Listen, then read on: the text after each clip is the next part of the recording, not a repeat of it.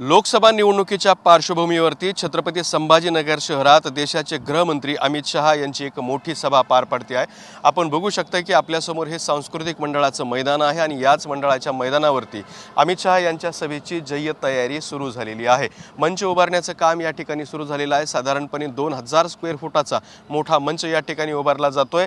तर 5 ते 6 एकरचं हे संपूर्ण मैदान आहे। या मैदानावरती ही सभा होणार आहे। सभेला लाखो लोक उपस्थित राहणार असल्याची माहिती भारतीय जनता पार्टी पदाधिकाऱ्यांकडून दिली जाते आहे।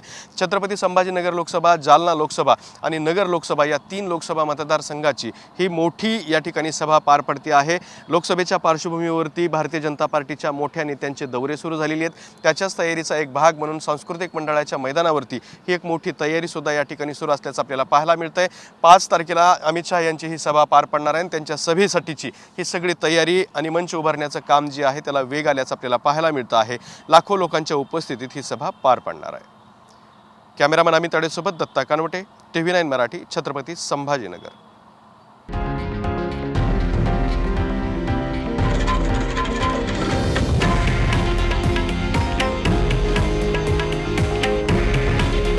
हे आहे देशातील नंबर 1 न्यूज नेटवर्क आणि आपण पाहत आहात TV9 मराठी।